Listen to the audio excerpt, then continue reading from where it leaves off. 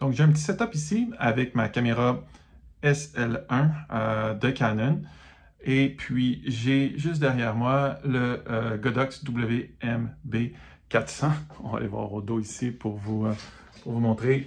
Donc, j'ai la tête de flash Godox WB400P. Alors, on va aller voir comment régler ça de manière optimale pour que lorsqu'on déclenche le flash, ici sur la caméra, donc évidemment, ça déclenche la tête de flash derrière moi ici pour que ça puisse justement éclairer ma scène. Commençons par régler le Godox. Donc évidemment, on va le brancher ici et il y a comme une deuxième prise ici et branché dans le mur. Donc voilà ici et c'est branché à son dos ici. Ça, c'est la partie facile. Ensuite, on a plusieurs réglages qui sont là ici dans sur ma tête de flash. Donc, on a premièrement le channel qui est là. Donc, on veut être sur un des channels. Donc, ici, c'est écrit Channel 1. Donc, ça va bien ici. Pour le changer, ce serait le bouton Groupe Channel ici que j'enfoncerais. Et là, tu vois, ça changerait mon groupe ici et mon channel. Donc, le groupe, c'est A, B, C, D. Alors, mettons, je vais me placer sur A, plus préférable d'être A, B, C, plus facile que D, E, F. Ensuite, on a un M qui est dans le haut. Alors, le M, lui, est important et ça dit que c'est en mode manuel. Fait qu'on va aller ici. Si jamais on ne l'avait pas, il faudrait aller passer en M. Ici, on ne veut pas multi. C'est stroboscopique. On ne veut pas TTL qui s'affiche avec la lumière. On veut vraiment le mode M. Le TTL, c'est un petit peu complexe. Ça s'allume s'il y a un autre flash qui se déclenche. Donc, on veut avoir ça. Ensuite, ça, on pourra le régler plus tard. Là. Ici, là, ça, c'est la puissance du flash. Au fond, combien est-ce que de temps que le flash se déclenche lorsque j'appuie. Par exemple, ici, je suis à 1/64e sur mon flash, 1/128e sur mon flash et 1/256 sur mon flash. C'est quelque chose qui, par la suite, je vais pouvoir venir régler pour avoir plus ou moins de longueur de flash. Fait que, très simplement, 1/256e, ce que ça fait, c'est que donc mon flash allume pendant 1/256e de seconde. Donc, lorsque je pèse sur ma caméra, ça déclenche ici pendant 1/256e de seconde ou 1/128e de seconde, là, dépendamment de ce que je veux comme effet. Donc ça sera à régler avec les résultats qu'on a. Ici, on a l'ID qui est en bas ici, T1900, on va laisser ça comme ça. Et on a la lampe à off. La lampe qui est ici, lorsque je l'allume, ça me permet de voir où est-ce que ça frappe mon flash. On va toujours la mettre à off, on l'allume temporairement, puis on l'éteint tout de suite après parce qu'évidemment, ça chauffe l'appareil. Fait que ça, c'est la configuration qu'on veut avoir ici. C'est surtout le Channel 1. Mode A, par la suite, le 1/128e, on le réglera et la lampe à off. Sur ma caméra ici, j'ai le X2T qui est branché. Donc, le X2T va me permettre de me connecter au Godox qui est derrière, le petit C pour Canon. J'ai aussi le X1R de Godox. Ça, c'est si jamais j'avais des équipements qui sont justement pas Godox que je voudrais synchroniser. Donc, en gros, on ne s'en sert pas ici pour ça. On va continuer avec notre X2T ici. Donc, je vais vous montrer comment est-ce que je l'ai réglé ici. Yep, allume-toi ici. Donc, qu'est-ce que j'ai ici? Dans le fond, j'ai mes différents channels qui sont ici. Donc, ce qui est important, c'est qu'à côté de mon channel, donc, admettons, je vais travailler sur le channel A ici, parce qu'on se rappelle que sur mon Godox à l'autre bout aussi, j'avais le channel A qui était seté. Donc, je suis sur le channel A, puis je suis à 1/128, donc c'est synchronisé. Le numéro qui est là, par exemple, correspond au numéro qui est derrière moi. On va voir dans les autres menus. Ici, qu'est-ce qu'on a? Le ID, on va le mettre à off parce que c'est plus facile comme ça, parce que des fois, c'est dur à contrôler les ID entre les deux. Donc, on va laisser ça ici. Et au niveau du channel, on est sur le channel 1. Donc, ça va bien. C'était le même channel qu'on avait sur notre Godox. Si on voulait le changer, on pèserait sur 7, puis on pourrait venir le changer, mais on va le laisser comme ça ici. Si on revient dans le menu qu'on avait ici, donc on voit que j'ai mon channel A qui est choisi. Si je pèse sur le A dans le haut ici, je vois que j'ai bien choisi mon channel A. mon groupe A au channel 1. Si jamais j'avais un TTL qui serait au channel A, donc en cliquant sur mode, dépendamment du channel, je peux changer d'un à l'autre. Là, par exemple, mon A, je vais le mettre en manuel. Ici, on veut tout en manuel. Donc, par exemple, mon B ici est en TTL. C'est quelque chose que je ne veux pas parce que ça, c'est un flash qui se déclenchera automatiquement en lumière. Je ne veux pas ça. Je vais le mettre en manuel. Donc, en gros, tu sais, tout en manuel ici. Donc, maintenant, je vais venir rester sur le A. Puis, le petit plus qui est à côté, c'est le nombre de microsecondes qu'on voudrait que le flash éclaire plus. Fait que je reste sur le A. Au niveau de ma caméra, c'est bien important que je sois en mode manuel. Ça va juste fonctionner en mode manuel à la tête de flash. Après ça, bien évidemment, la vitesse d'exposition, on la réglera, mais on ne peut pas aller en dessous de 1/2 centième avec le modèle que je vous ai montré. Donc, c'est 1/2 centième là, ou en haut. Donc, voilà, on règle ça à 1/2 centième ou en haut. Vous verrez avec les résultats. L'ouverture, il n'y a aucune différence avec ça. Évidemment, là, plus que je m'en vais vers les F16, S22, là, plus mon image va être nette, plus des champs, plus mon image va être claire. C'est l'avantage, plus mon image va avoir une profondeur de champ réduite là, avec du flou autour. Donc, c'est l'avantage d'utiliser les têtes de flash, c'est qu'on pourrait aller jusqu'à F16 par exemple, voire même F22. On va, dépendamment de l'ISO, c'est le grain qu'on va avoir, la sensibilité. Là, donc, on laisse à 100 pour ce qu'on est en train de faire. Généralement, c'est ce qu'on cherche. Ensuite, la balance des blancs ici, réglons-le sur flash. Ça peut se régler après ça dans la caméra, mais on va avoir le bon dès le début parce que c'est vraiment là, à 5600 degrés Kelvin, là, donc que le flash est réglé. Fait qu'on va laisser ça sur le flash. Si on peut régler, on règle à 5600 degrés Kelvin. Ensuite, on s'en va dans le menu de la caméra, puis c'est là où ça se joue, ici. Donc, dans contrôle du flash, on veut vraiment avoir notre émission éclair. C'est le mot que je... Ouais. Émission éclair, c'est ce qui veut dire flash au fond, donc oui, activé. OK. Ensuite, si on va au réglage des fonctions du flash externe, ici, on a tout ce qu'on a besoin de savoir au niveau du flash. Donc, par exemple, ici, on a notre groupe ici. Donc, oui, on veut les régler en fonction du groupe. Notre antenne qui est allumée, donc parce que c'est émission radio, c'est non pas parce qu'un flash se déclenche que l'autre va se régler. Donc, en TTL, non, on est en manuel. Donc, on veut avoir la petite antenne ici. On va régler ça ici sur premier rideau, ça ici. On va régler ça sur channel 1 ici. Notre flashmètre, il est désactivé, bien sûr, parce que sinon, il voudrait popper, puis il serait bloqué par le déclencheur qui est là.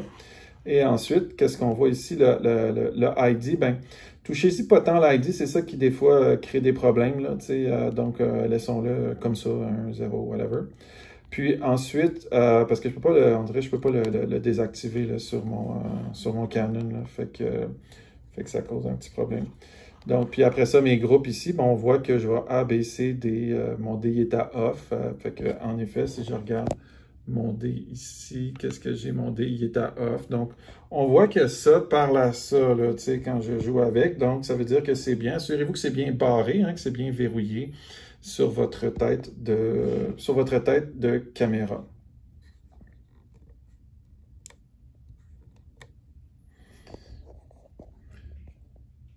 Au niveau du ID, là, quand je suis ici, je ne sais pas si je vous l'avais dit, mais au niveau du ID, ici, on essaie de mettre notre ID à off. S'il n'est pas à off, on fait set et on le met à off, le ID, pour pas que ça cause de problème.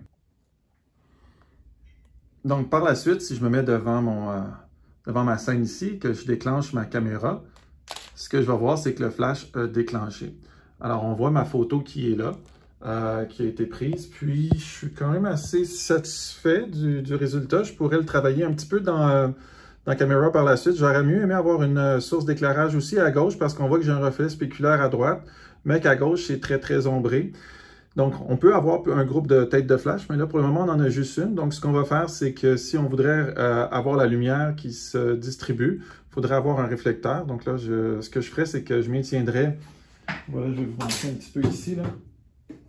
Je maintiendrai peut-être juste une feuille comme ça. C'est un petit peu comme j'étais un petit peu twisté parce que je tiens la caméra en même temps, mais juste en ayant une feuille blanche de l'autre côté, ce que ça fait, c'est que mon flash va frapper sur la feuille blanche qui va agir comme un réflecteur puis qui va venir distribuer la lumière de l'autre côté de mon objet. Fait que ici, par exemple, je vais essayer de vous... Donc, on voit qu'ici, lorsque j'ai mis la feuille juste à côté, ça est venu distribuer la lumière à gauche. On peut s'amuser, tenir la feuille un peu plus dans les airs, un peu plus à gauche, un petit peu plus à droite, ou être à deux, puis faire l'exercice de tenir la lumière à gauche et de tenir la feuille à droite là, pour pouvoir venir déclencher le flash, puis avoir une lumière qui se distribue mieux. Sinon, bien sûr, si on trouve que c'est trop sombre, donc c'est avec la valeur qui est ici qu'on va venir jouer. Donc, par exemple, là, je suis à un 128e. Si je veux plus de lumière, donc évidemment, je vais venir baisser cette valeur-là et donc augmenter le temps. Alors, par exemple, là, je suis à un 128e. Si je m'en viens baisser ça ici en cliquant sur 7 et que je m'en viens le mettre à un 64e, donc forcément, à un 64e, mon sujet est exposé plus longtemps, donc j'ai plus de lumière. C'est un petit peu fâcheux dans ce cas-ci parce que mon spéculaire est quand même assez fort ici, mais ça peut être un effet que je peux vouloir retrouver. Il est à noter aussi qu'avec les têtes de flash, on peut avoir des diffuseurs. Moi, j'en ai un dans mon kit, mais ici, on n'a pas de diffuseur. Donc, ce diffuseur-là va faire en sorte d'éviter les spéculaires de lumière comme ça, là, surtout sur une surface plastique, ce qu'on n'aurait pas là, sur un visage ou un tissu, par exemple. C'est aussi possible d'avoir la même installation avec deux têtes de flash, une de chaque côté. Il faut que ce soit la même marque. Les Godox sont généralement assez compatibles entre elles, puis qu'on ait évidemment un déclencheur là, Godox compatible avec notre caméra. On va voir les settings dans le cas où on aurait deux têtes de flash synchronisées. Donc ici, j'ai la MS300, la Godox que j'ai rajoutée à mon groupe. Donc ce qu'on va voir, c'est que je lui ai demandé à ma Godox MS300 d'avoir justement, donc encore une fois, l'antenne ouverte pour qu'elle puisse se synchroniser radio. Ensuite, on voit que je suis dans le groupe C et que je l'ai laissé ouverte là, une demi-seconde avec un +8 parce que je voulais beaucoup de lumière parce que les conditions ici sont vraiment pas terribles.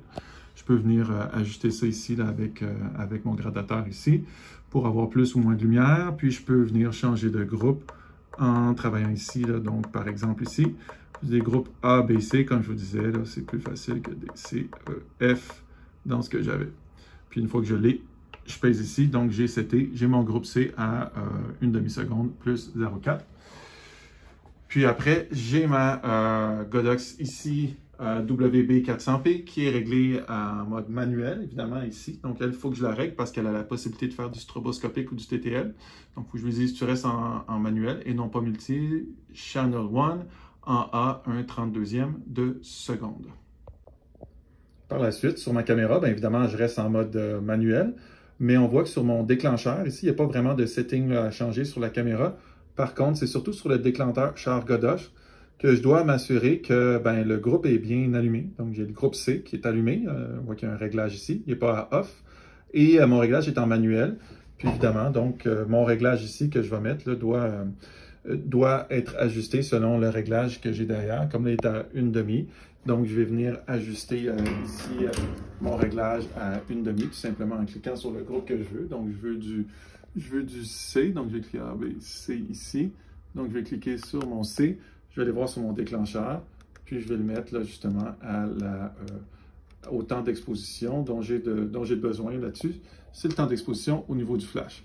Donc, ça va faire en sorte que justement, lorsque je déclenche mon obturateur, donc, j'ai vraiment quelque chose là ici. On va le voir ici le plus ici. Donc, je vois que la prise de vue que j'ai faite, elle est toute nette parce que je suis en F16. Et elle est éclairée des deux côtés parce que j'ai deux têtes de flash. Vous remarquerez aussi que, bien sûr, j'ai mis un fond blanc aussi. Là. Le fond blanc, la feuille de papier m'aide évidemment pour découper par la suite, mais elle fait aussi rebondir la lumière en arrière pour que mon objet ne soit pas trop calé dans son fond. Si j'avais une source d'éclairage continu en arrière, ça irait mieux pour détacher mon objet de l'arrière-plan, mais c'est quand même là, nettement mieux que ce que j'ai avec juste une tête de flash. Bon, après, pourquoi s'en passer? Hein? J'ai rajouté une troisième tête de flash à mon groupe ici. Ma troisième tête de flash étant braquée sur mon arrière-plan. Si j'allume ici mon déclencheur, donc ma troisième tête de flash va partir, va allumer mon arrière-plan.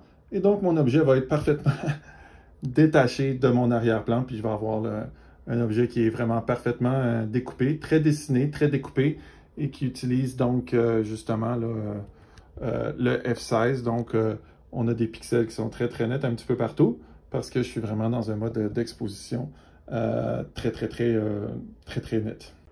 Et puis donc, ma troisième tête de flash, je l'ai réglée sur un groupe différent parce que je voulais travailler avec des valeurs différentes.